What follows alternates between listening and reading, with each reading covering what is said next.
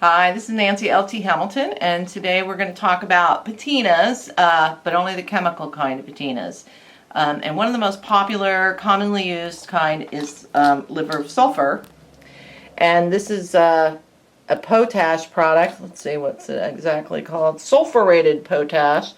The biggest drawbacks with this is that it's really offensive smelling. It smells like Yellowstone on a bad day. And it says it can cause respiratory irritations. I just try to keep my hands out of it and try not to smell it. My whole family hates it. But anyway, what liver can do is it colors copper, and it colors silver and fine silver, sterling silver and fine silver. It doesn't do anything on brass unless you bring copper up in the brass, but we won't go into that. Today, what I'm going to show you is how to work this technique that can bring a lot of color to the liver sulfur. Generally, with copper, it's just going to give you a dark blackish gray color, and the metal does not need to be warm on copper. And I'm just going to dip it in here. I've got a little liver here, and I'll show you how quickly that can color copper. Now, I'm going to put the silver in here and show you the difference. Just the same amount of time. And you can see that it's not doing hardly anything. So the deal is I'm going to rinse these off here in 2 different rinse waters to stop the action of the liver to a degree. And see, it's kind of yellowed the silver a little bit, but it's not really what you want. What I'm going to do now is show you another technique that hopefully will bring color up on sterling. I've kind of started the process because it's kind of slow. And right now we have the first colors that form. What I've got here which is yellow. Excuse me. I'm moving too fast for my own mouth. This is a liver sulfur dedicated crock pot. I only use it for that. And this has got hot water in it. I hope it's hot.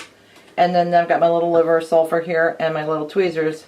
And the process is you dip it in the hot water and then take it out and dip it into the liver. Let it sit a second, and you can see it's starting to change a little bit.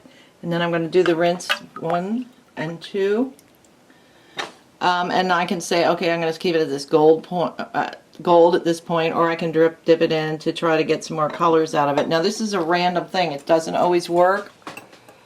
It's starting to turn a little pink with the heat of the water in there.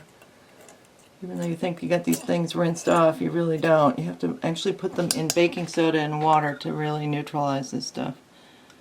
Okay, so we do another dip.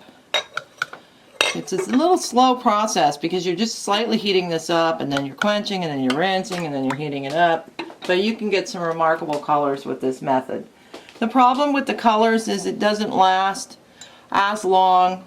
The dark colors do, the black, but these pinks and yellows that can form are not as permanent. See, you can start to see some of the pink and the turquoise that's forming in there. I'm going to go ahead. Now it's cooled down. I got to put it back in. Okay, I'm going to take it out. Dip it in here again. Let's sit for a second. That's really pretty already. Now, a lot of people use Renaissance wax, or put a thin coat on and buff it off when it dries, or spray it with lacquer, spray lacquer. The problem with those is it changes the color. I've yet to find anything that will protect this patina really well, and it doesn't always last forever, so it changes over time. Oh, get back here. I'm probably lost forever in the black hole of Calcutta. Okay, so we're one more rinse here. Let's see. So I'm going to stop at this point because it's going to be tiring, but I could go on, and eventually this will probably turn pink, and then you go into the turquoises, and then eventually it's going to be the black or the gray that we get with the copper here. Copper, you can't get the colors on. You have to use heat to get those pretty colors on copper or brass. So anyway, now what I'm going to do is show you how you bring up the highlights on a piece. This is kind of dull like that. It's kind of dull like that. So what I'm going to do is use steel wool. This is quadruple aught which is 40 steel wool, and I just rub it to bring up the highlights of the copper. And it gives, let me rinse it, excuse me. It gives it more depth, and it makes it a more interesting piece. I'm going to dry it. I also use one more thing with my finishing. Notice the word thing, another very articulate sounding word. These are called Pro Polish pads that I get from Rio Grande. I'm sure you can get them somewhere else, but they generally have the best pricing. And I use them to take additional areas off, and they're also good to get into small corners. See, I pulled off even more on here. They're more efficient, I think, when you're using them on more little detailed pieces and stuff instead of a piece like this. But you get the point, right? It colors the metal. That's how it is. That's how dark the liver gets. So, and this piece still is coloring. So what I have to do at this point, if I want to stop this, is I need to go put this into my baking soda and water, which I will do now. And I will be back with you to show you some other kinds of patinas. So give me a second, okay? Thanks. So the other kinds of chemical patinas, I have some of them displayed over here, but this is what you need if you're going to use them, these little glovey poos. And if you don't wear glasses, I'd recommend putting on safety glasses. They don't really work too well with my glasses on. They probably look a little strange. Mind you, there are other chemical patinas that you can do. I'm just going to cover a few of them. This one company called Metal Effects, which from Modern Masters is the company. Metal Effects is their product. I got these at a hardware store, and they're used in doing lamps or patinas in your home, and they work fine too. Some of them need to have a special paint, like there's one that's really cool, which unfortunately I have lost the paint to, but it makes things rusty, which is a really nice effect. Once again, that would have to be sealed or protected in some way so that the patina doesn't get scratched off. Here's the rest one. You have to have a paint with it, a steel-based paint. This is Jack's, and this is a green patina, and then Baldwin's is a greeny blue patina also. And these are chemicals, so you need to take care. You have ventilation. I put them on, read the directions. They're pretty simple. You have to put them on clean metal once again, clean that metal. And what I did, like on this spider I chased in Repoussade, I liver sulfured the piece first, and then I painted on the Jack's patina, and actually washed it off, and it left this little green, blue, turquoise thing in the edges around the piece. So it's a nice aging, quick aging process for your stuff. And here is the Jack's on this piece. I just painted it on about 5 minutes ago, and it hasn't. I clean it off the same way I do with the liver. I use the steel wool and my little Pro Polish pads. So eventually, once that's dry, then I will go ahead and scrape off the highlights if I so desire.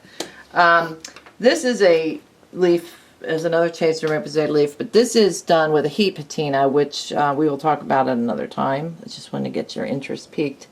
And then I read about, online I read about this interesting process on how to color brass. These products all work on brass and copper. They will not work on silver, by the way, or sterling silver, but they will work on the copper and brass. This is a way to color brass, and you're going to see it for the first time that I am too. This is vinegar, just household vinegar in here, and some kind of netting, nylons if you still have them. I haven't worn a pair in probably 20 years, but this is the bag I used from the grocery store, and I just suspended it. This was the color of, regular brass. I'm trying to find a piece here. Like that color. And it's starting to develop this really interesting patina. Now, I don't know if it's because I got them wet with the vinegar, or it's caused by the oxidation in there that's occurring because of the interaction with the metal and the vinegar fumes. But I'm going to try it dry because I slopped. But it's kind of cool so far. nice aging patina. So there's tons of different ways that you can make patinas. You can use ammonia in a similar fashion to the vinegar. You use ammonia with wood chips in a closed container. Just play around because it's really fun, some of the stuff you get. Your results are shocking. Occasionally you have to clean the metal again and start from the beginning. But anyway, if you have any questions or any comments, only nice ones, preferably. Sorry. Please don't hesitate to let me know. Send me some information or tell me how fabulous I am. And don't forget to subscribe so you can watch more silly videos every day of the week. Pretty soon, right? We'll have 365. My producer doesn't like that idea. But anyway, thanks for coming. I really appreciate it. This is Nancy L.T. Hamilton going to clean some more metal. Bye.